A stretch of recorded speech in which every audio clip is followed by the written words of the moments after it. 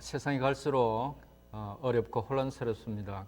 그런 가운데서도 한결같이 수요 예배에 참여하시는 성도 여러분들을 주님의 이름으로 환영하고 축복합니다. 이제 다 같이 찬송가 515장 눈을 들어 하늘 보라 찬양 드리면서 수요 예배 시작하겠습니다.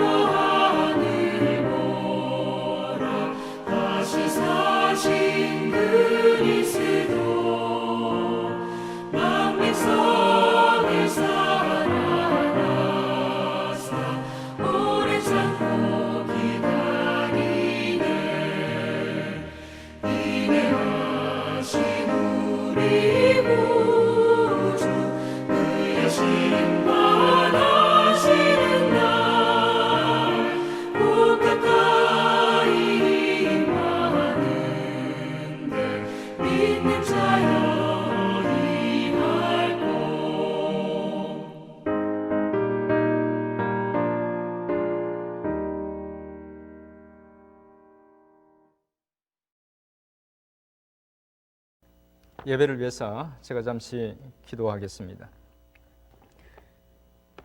은혜로우신 능력의 하나님 아버지, 크신 사랑과 은혜에 감사드립니다. 놀라운 사랑과 은혜를 받았지만 믿음이 부족한 저희들은 자주 그 사랑과 은혜를 잊어버리고 세상 근심, 걱정에 사로잡힙니다. 믿음이 적어서 하나님을 온전히 붙들지 못합니다. 요즘처럼 혼란스럽고 어려울 때는 더욱 그렇습니다. 주님, 저희의 믿음을 굳건하게 해 주옵소서.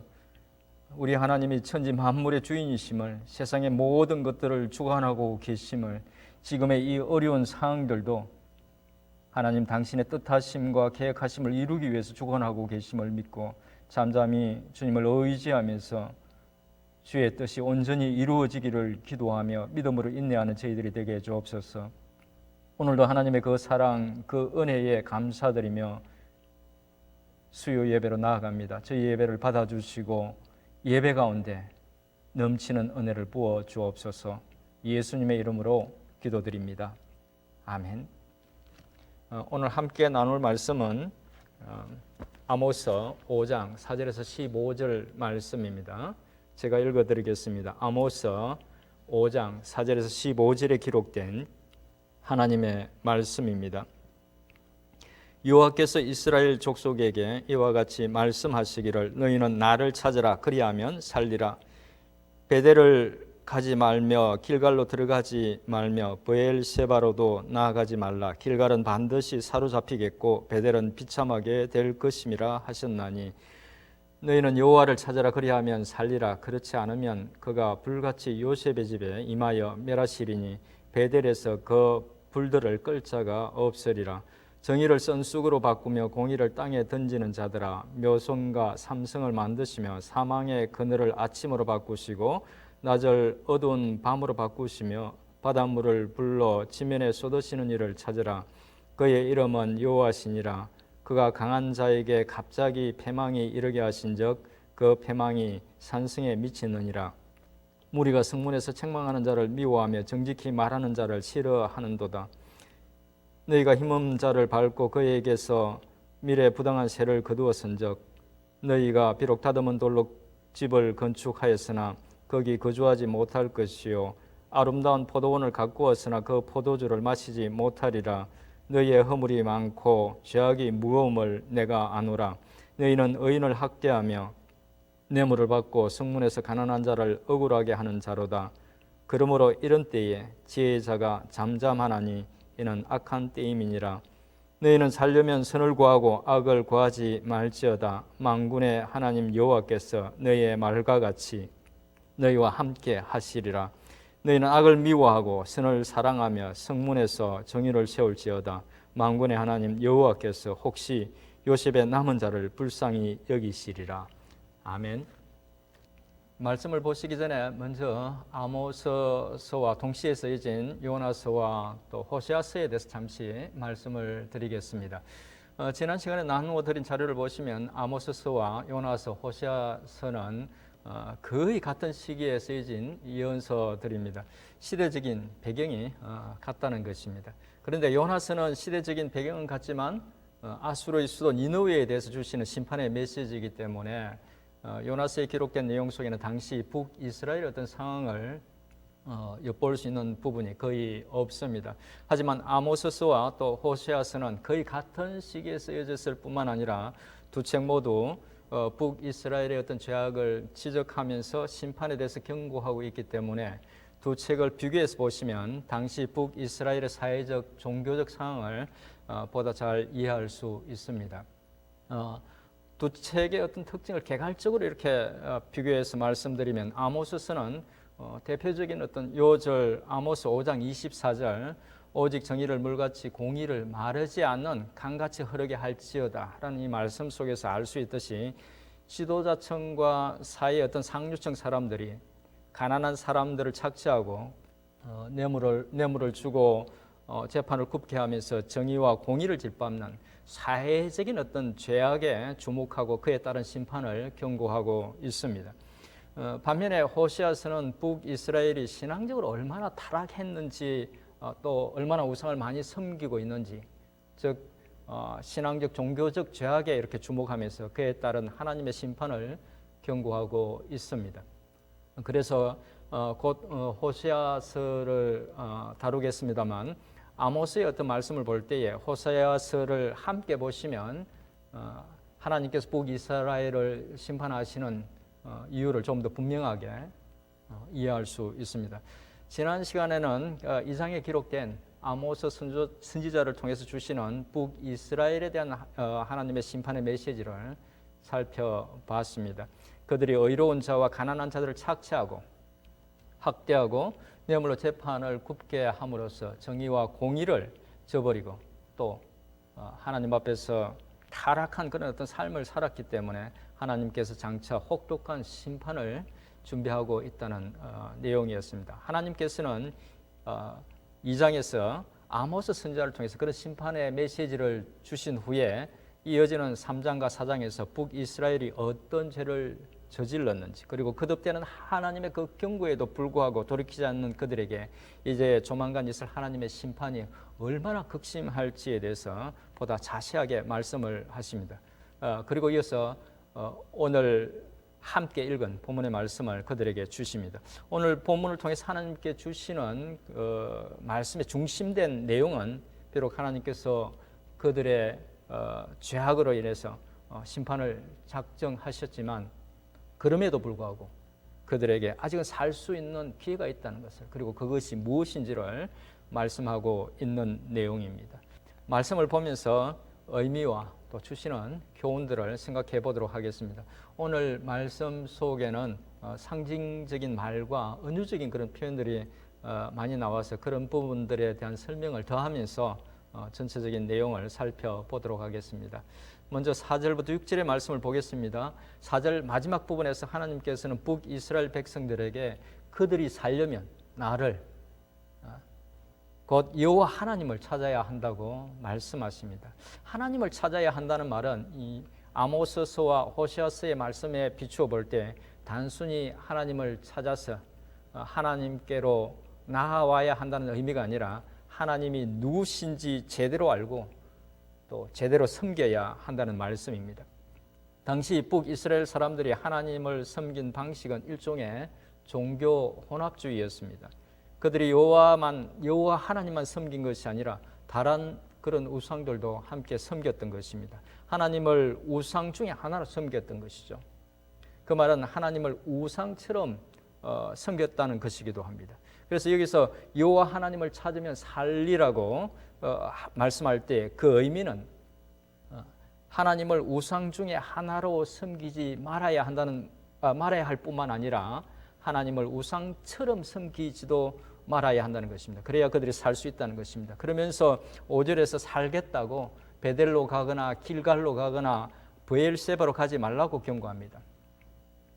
베델은 옛날 야곱이 형과 아버지를 속이고 장자권을 빼앗은 후에 형의 보복을 피해서 바단 아람으로 가던 중에 잠을 자다가 사닥다리 꿈을 꾸었던 곳이었죠. 하나님의 약속을 받고 그곳에서 돌 기둥을 세우고 하나님께 서원했던 곳입니다.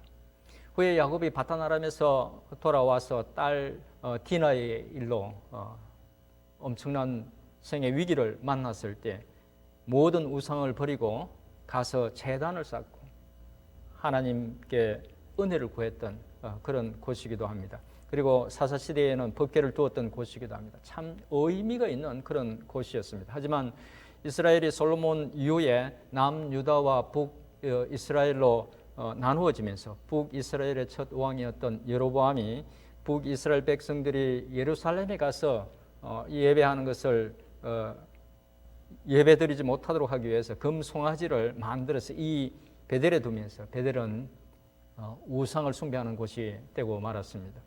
베델로 가지 말라는 것은 북이스라엘 백성들이 그런 베델을 찾아가서 종교 행위를 한다고 우상에게 빈다고 살 수 있는 것이 아니라는 것입니다. 또 길갈로도 가지 말라고 말씀하시는데 길갈도 이스라엘 역사상 아주 특별한 곳이죠.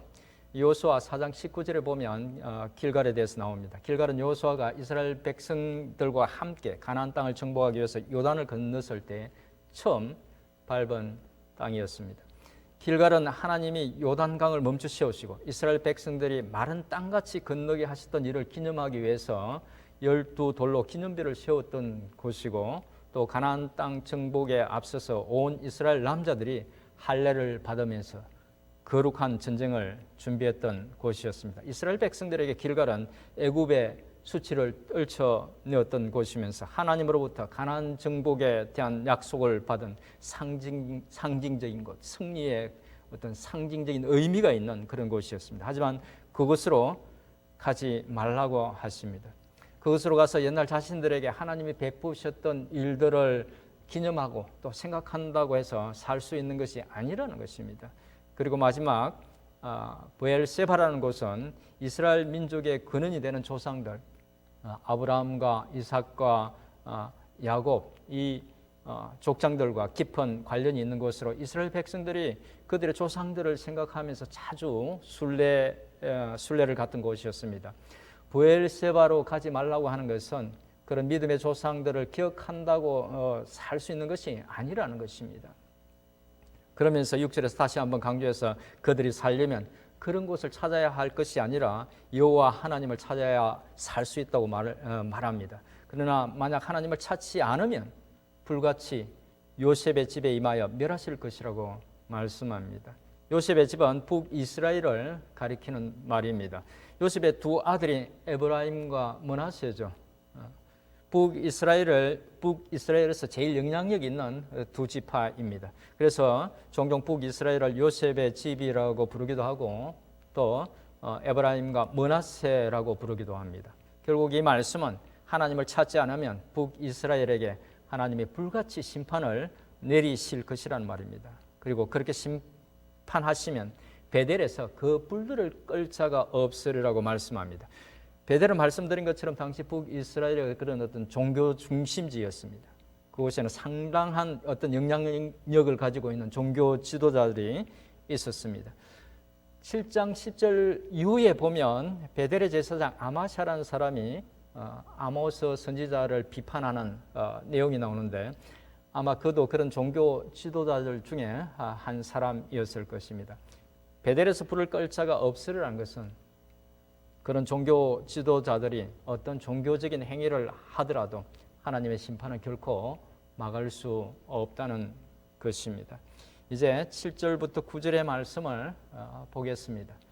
7절에서 하나님은 북이스라엘 백성들을 정의를 쓴 쑥으로 바꾸며 공의를 땅에 던지는 자들이라고 부르시면서 8절에서 하나님을 삼성과 묘성을 만드신 분, 사망의 그늘을 아침으로 바꾸시는 분, 낮을 어두운 밤으로 바꾸시며 바닷물을 불러서 지면에 쏟으시는 분으로 소개합니다. 여기서 묘성과 삼성을 언급한 이유는 그것들이 북이스라엘 백성들이 섬기는 우상들이기 때문이었습니다. 그것들을 우상으로 섬기지만 하나님은 그것들을 창조하신 분이라는 것이죠. 사망의 그늘을 아침으로 낮을 어두운 밤으로 바꾸시는 분이라는 것은 천지를 주관하시는 분이 곧 하나님이라는 의미입니다. 바닷물을 불러서 지면에 쏟으신다는 것은 비를 내려서 농사를 가능하게 하는 것은 그들이 섬기는 우상이 아니라 곧 하나님 당신이라는 의미입니다. 그러면서 다시 한번 그들이 돌이켜 여호와 하나님을 찾으라고 말합니다. 여호와 하나님을 찾아야 산다는 것이죠. 그렇지 않으면 9절처럼 그 능력의 하나님께서 그들이 지금 현재 아무리 강할지라도 결국에는 멸망시키실 것이라는 것입니다. 다음에 나오는 10절부터 12절의 내용은 이스라엘이 저지른 죄와 심판에 대한 것입니다.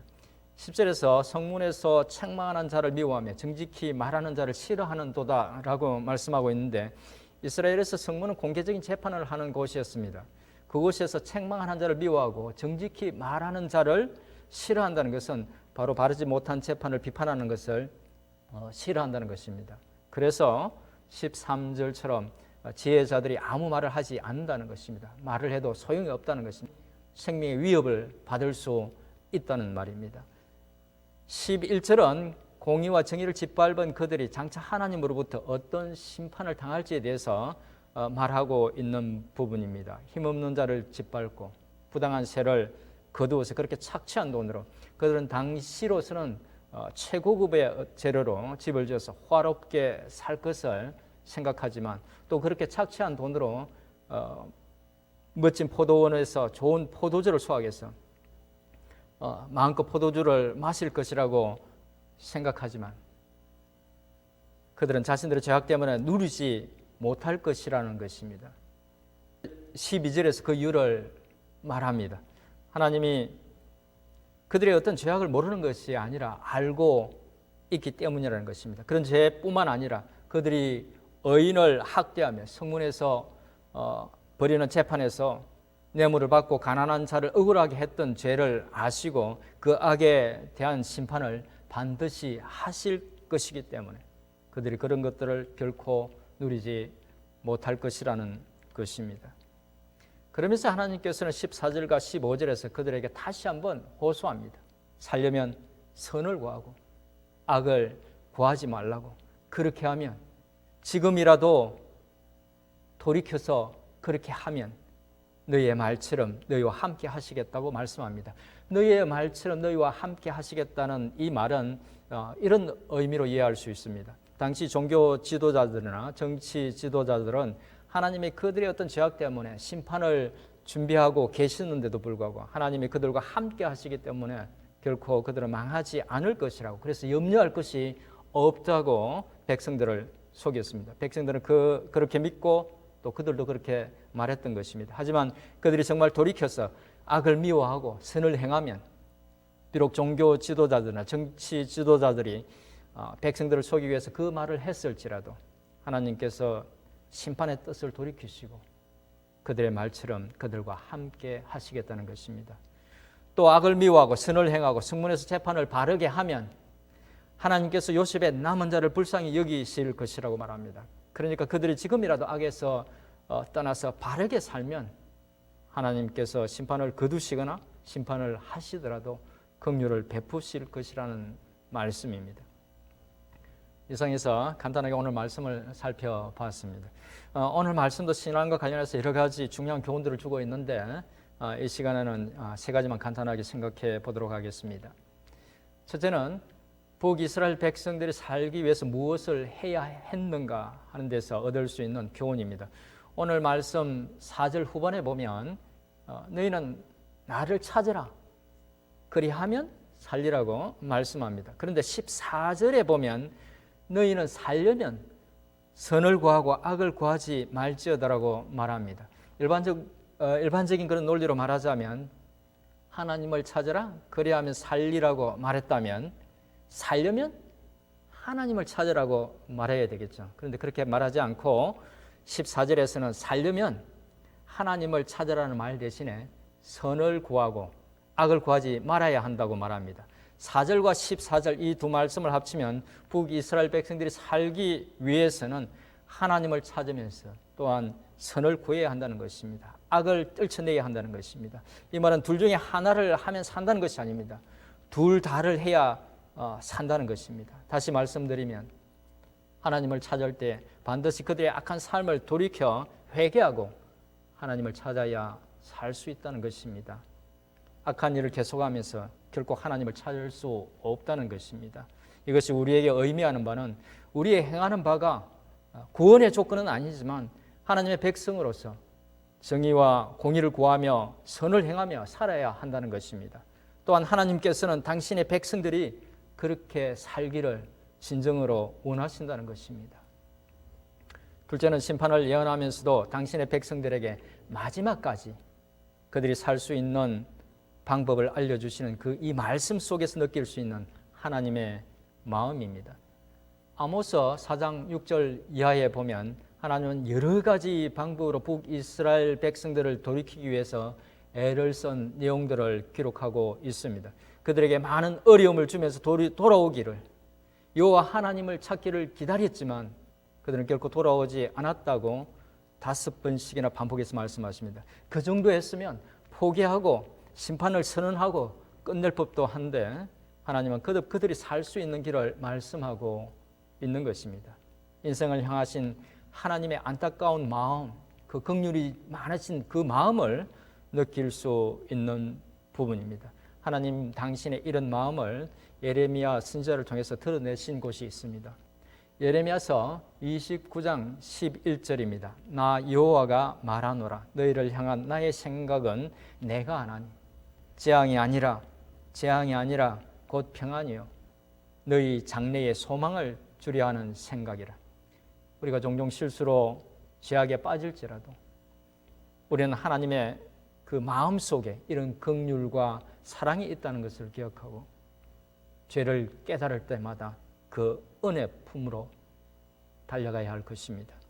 셋째로 얻을 수 있는 교훈은 북이스라엘 백성들과 대조되는 우리 주 예수 그리스도의 모습에서 얻을 수 있는 교훈입니다. 그들은 철저히 하나님의 말씀을 외면하고 순종하지 않았습니다. 북이스라엘 백성들은 하나님의 반복되는 호소에도 불구하고 끝내 돌아오지 않았습니다. 그래서 그들은 하나님께서 아모스 선지자를 통해서 예언하신 것처럼 심판의 예언이 있은 지 30여 년이 지난 후 BC 722년에 아수르에 의해서 철저하게 멸망을 당합니다. 예언처럼 그들은 다듬은 돌로 지은 고급스러운 집을 지었지만 그곳에 살지 못했고, 아름답게 포도원을 가꿨지만 그 포도원에서는 포도와 포도주를 즐길 수 없었습니다. 아수르는 그들을 포로로 잡아가서 나선 이방 도시에 흩어버렸습니다.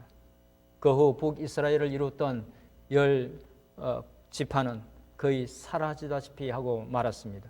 어쩌면 북이스라엘 백성들이 보여준 모습은 자신들의 힘으로는, 자신들의 어떤 사고 능력으로는 돌이킬 수 없는 타락한 인간의 죄에 대한 무능을 상징하고 있는 것이 아닌가라는 생각이 듭니다. 하나님의 거듭되는 호소에도 불구하고 죄악의 길을 고집하다가 결국 망하는 북이스라엘의 백성들은 보다 적극적으로 기입하시는 하나님의 은혜가 아니면, 그런 하나님의 은혜가 아니면 인간은 전혀 소망이 없다는 것을 보여주는 표본 같다는 생각이 듭니다. 그러나 하나님 아버지의 마음을 알고 온전히 순종한 예수님은 그들과 정반대의 모습을 보여주셨습니다. 주님은 우리에게 당신의 백성으로서 어떻게 살아야 할지를 몸소 보여주셨습니다. 북이스라엘 백성들은 가난하고 약한 자들을 학대하고 착취했지만 주님은 그들을 찾아가서 위로하고 격려하고 소망을 주었습니다. 하나님을 종교적으로 섬기는 이들에게 안식일의 참 의미가 무엇인지, 율법의 참 의미가 무엇인지, 율법의 정신이 무엇인지를 가르쳐 주시고 참된 거룩이 무엇인지를 가르쳐 주셨습니다. 또 하나님의 인애와 긍휼이 무엇인지를 가르쳐 주시고 보여주셨습니다. 그리고 당신의 몸을 십자가의 제물로 드림으로, 그래서 죄값을 낱낱이 치르심으로 정의와 공의를 철저하게 이루셨습니다. 그리고 우리가 결코 성취할 수 없는 공로를 통해서가 아닌 믿음으로 갈 수 있는 생명의 길을 여셨습니다. 뿐만 아니라 이제 연약한 우리 스스로의 힘으로는, 우리 스스로의 의지로는 갈 수 없다는 것을 아시는 주님께서 우리 속에 성령님을 내주하게 하셔서 그 길을 가게 하십니다. 믿음을 주실 뿐만 아니라 인생 채찍과 막대기로 교훈하시면서 하나님을 의지하는 법을 가르치면서 우리의 믿음을 키우시고 이끌어가고 계신 것입니다. 북이스라엘 백성들보다 우리가 믿는 우리가 더 큰 소망이 있는 이유가 바로 여기에 있는 것입니다. 내가 연약하고 부족해도 소망이 있는 것은 그런 하나님의 열심이 우리 속에 역사하고 있기 때문입니다. 이제 말씀을 정리하겠습니다. 오늘 말씀은 아무리 불러도, 아무리 심판을 예언해도 돌이키지 않는 북이스라엘 백성들에게 하나님께서 다시 한번 그들이 살 수 있는 길을 알려주시는 말씀이었습니다.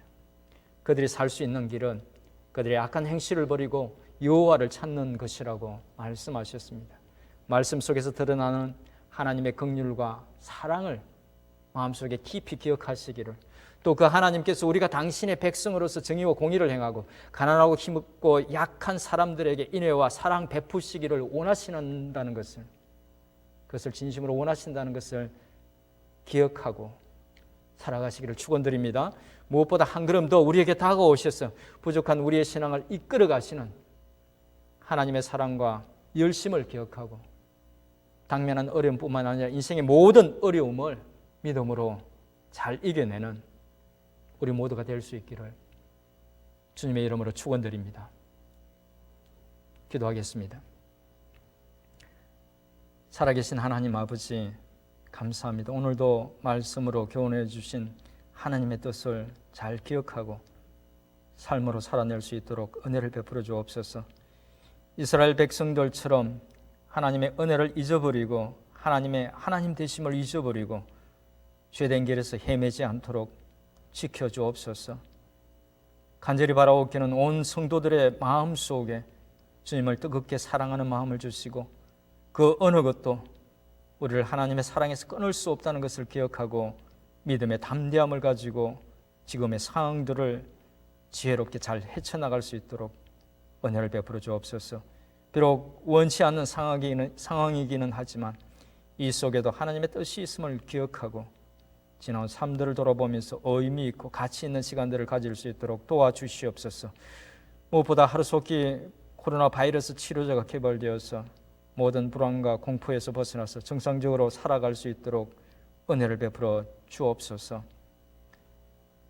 오늘도 예배를 끝내고 기도로 저희 마음의 소원을 주님 앞에 아뢰할 때 주님 들으시고 응답해 주옵소서. 예수님의 이름으로 기도드립니다. 아멘. 예배를 끝내고 함께 기도할 때 먼저 공동 기도 제목으로 기도하시고 개인 기도해 주시면 감사하겠습니다. 이제 함께 기도할 공동 기도 제목 알려드리겠습니다. 말씀드린 것처럼 또 잘 아시는 것처럼 요즘 한국도 미국도 사회적으로 정치적으로 많이 혼란스럽습니다. 한국과 미국을 위해서 함께 기도했으면 좋겠습니다. 이 코로나 사태가 빨리 끝나서 모든 상황이 정상적으로 될 수 있도록 기도해 주시기 바랍니다. 연약한 분들을 위해서 기도할 때에 김성경 집사님, 김영자 권사님, 김진대 집사님, 유기봉 집사님, 신추월 권사님, 황정희 집사님의 건강과 회복을 위해서 기도해 주시기 바랍니다. 또 연로하신 에녹회 회원들을 위해서도 기도해 주시기 바랍니다. 산모들을 위해서 기도하실 때에 김은지 집사님, 제갈금아 집사님의 건강과 순산을 위해서도 기도해 주시기 바랍니다. 파송 선교사님들을 위해서 기도하실 때에 임바울 장영심 선교사님, 정연호 오경자 선교사님, 이주혜 선교사님의 건강과 사역을 위해서도 기도해 주시기 바랍니다.